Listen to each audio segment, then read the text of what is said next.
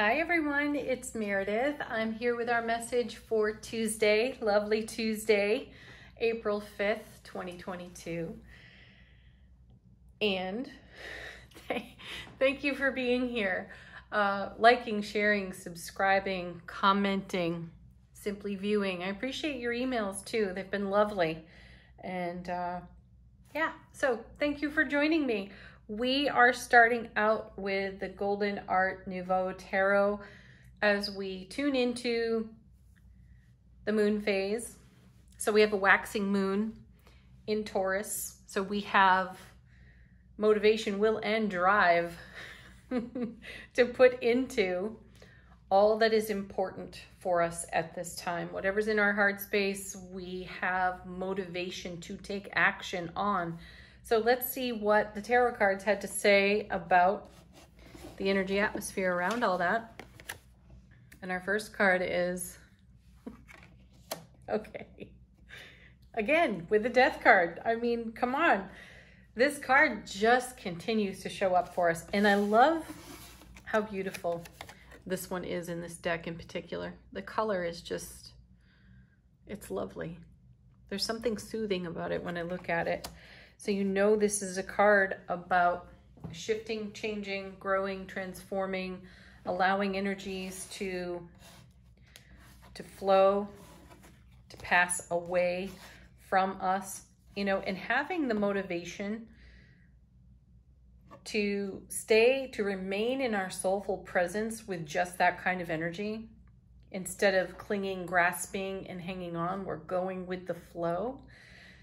Because the Death card really does make way for what's coming next, what we are in preparation for. And I often feel a connection between these cards, these tarot cards in particular, in regard to the moon phase and what we see come off the bottom of the deck in the main body of the reading. So do consider that as we go on today in the reading. What comes next? Six of Swords.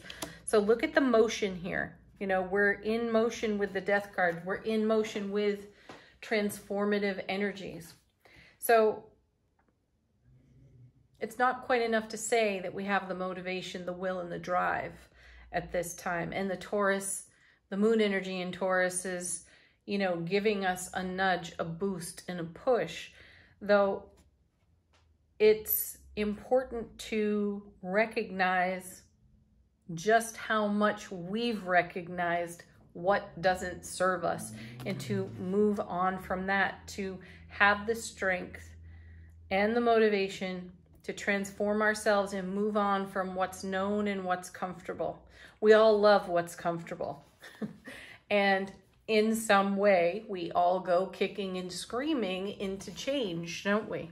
We resist change. The Six of Swords is a great card to demonstrate that. In some ways, the energy that comes off this card is that we're moving on from less than ideal situations and circumstances, which is really a fancy way, a kind way of saying we're leaving some bullshit behind, aren't we? That conditions became intolerable and we withstood those conditions for as long as we possibly could before we moved on to something more ideal. And what that says is we've had to take great transformation into consideration. We have had to put to rest, lay to rest many things that were comfortable and familiar to us in order to get our feet in that boat and go on. Yeah. So getting to the heart of the matter, the Death card is a profound card here because it says you've had it up to here with energy that does not serve the love, light, and bliss that you are, that you live stream and channel into this earthly plane of existence. So why are you tolerating stuff that doesn't bring you your greatest happiness? It's a great question, isn't it? We've all done it. We've all been there. So I just want to shine a light on what it takes to embrace the Death card, to get in the boat, to move on. And where are we going exactly? To the Queen of Cups. And along with her comes the King of Swords. I really like this combination because You have the ferocity and determination of the King of Swords. And let's just take a look at his face. He looks pretty serious, doesn't he? And he's got the Ace of Swords in his hands, or at least in his right hand. And something I so love about the King and the Queen of Swords is that they're a no-nonsense pair. He, though, is paired with the Queen of Cups at this time. So this is about us listening to our intuition, being in our divine feminine energies, getting a good glimpse of what is to come intuitively, what is in our oncoming if we remain in an intolerable set of circumstances. When are we going to take the wheel? When are we going to grab a hold of the reins here on the death card and hop on the horse, get ourselves to the river and get in the boat? What does it take? Well, it takes the strength of a king. It takes the strength of a queen. It takes harmonizing our inner energies, our divine feminine, divine masculine, to get in accord with our own selves and say, you know what, enough. I'm ready for different. And, you know, we sat on the couch long enough considering different, and now we're taking action on different. And that's transformative every time. Okay, let's move on to the Oracle cards. We had 2 come out of the shuffle from the Awakened Soul deck. This is a message from our Soulful Presence. Our first card is, how appropriate. It's simply called action. So taking action, we are doing that. Look at that, more motion, more momentum. And the other message I'm feeling as I look at the card is take aim. At the very least, take aim, because that will set events in motion on our behalf. So as I'm saying earlier, I feel a great connection to the cards that come off the bottom of the deck in the main body of the reading. I feel that connection with these moon energy cards. So we are being encouraged to take an action of some kind. And sometimes the only action is to target something for ourselves, to identify for ourselves where we would like to be once we get in the boat. And I feel that our inner wisdom has whispered to us long enough. We know what that is. And now some of us need to build up the strength to take the action, King of Swords. So we will, at the very least, take aim. Okay, and next, coming along with this is treasure. Right. So take aim at your treasure. What do you treasure? What is precious to you? Where would you like to see yourself right now? If something is intolerable, if something requires change, investment of energy, what are you willing to do to make it happen? How are you going to take action to bring your dream to life? And, you know, your dream doesn't have to necessarily be anything grandiose. It could be something very mundane and small. It could be something off your to-do list. Well, pluck it off the list and take one step in that direction, and the universe will take 10 steps toward you. Beautiful. Angels and ancestors, what are they whispering to us today? We have a White Witch. Be the light. Look at that owl. Ooh, I love owls. Gosh, they're just so beautiful. That's a gorgeous card. So be the light, be the love light that you are, and let that be your arrow off the action card from the Awakened Soul deck. Let your light shine on your dream. Okay, let's get to the other tarot cards from the Mystical Moments deck. We're tuning into the energy atmosphere, what's on offer to us. We had quite the shuffle here too. Our first card is Six of Wands, victory, success, homecoming even, notoriety. So we're noticing something in our energy atmosphere today, and I'm noticing as I look at the card, the hummingbird on the, I think that's a hummingbird. Let me double check that. Yes, hummingbird. We're taking a sip of the sweetness of life, the nectar of the love light that we are. And I feel this is us in flight, taking flight. So more motivation, will to go forward, to join the momentum, to be in divine allowing here.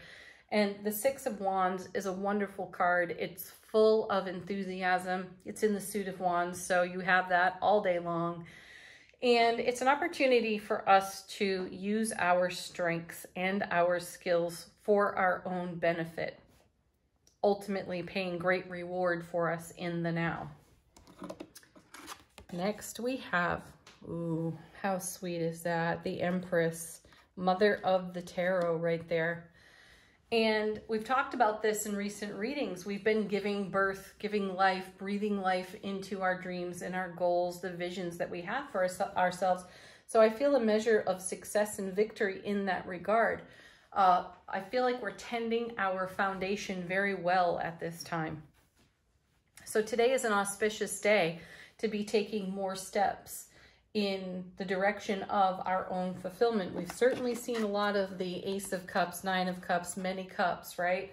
And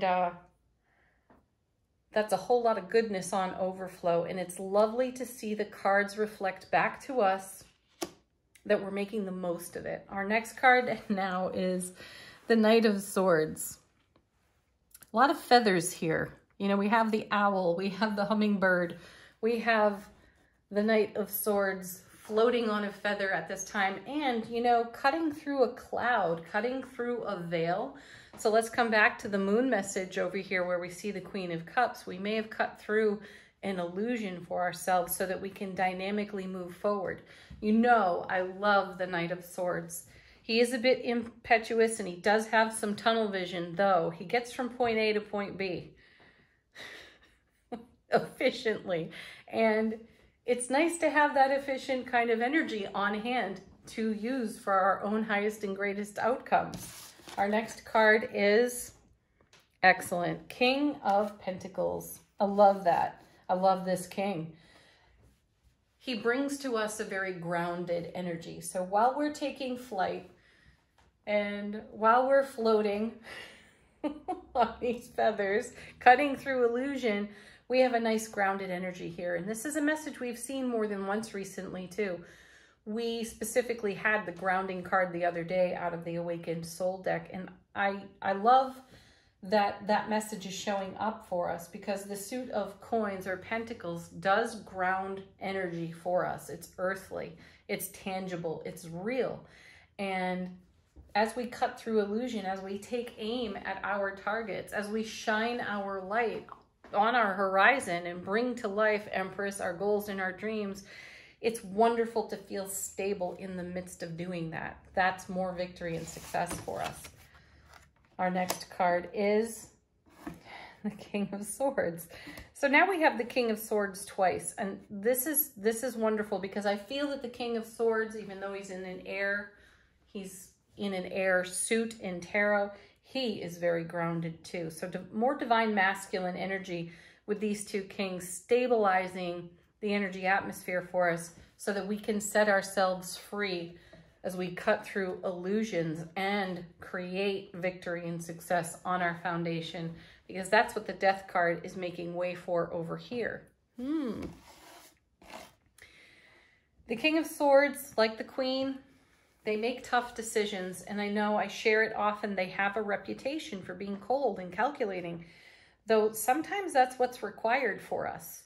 You know, to embrace the energy of the Death card, to recognize that situations and circumstances have become intolerable. We have to do some of the harder things, make some of the harder choices to get ourselves to the Six of Swords and get in the boat and move on, as spoken of earlier here in the reading. So I'm really glad to see this very stable and heartfelt energy, because the King and the Queen of Swords are all heart. They really, really are. So is the King of Coins, and they're masterful, and there's beautiful divine masculine energy here, allows us to take stable action. Next, we have the Four of Cups. Interesting card. You know, this card continues to teach me, to inform me. And one of my favorite readers was talking about this card recently, and one of my takeaways as I listened to her speak on the card was it reveals a limited field of vision.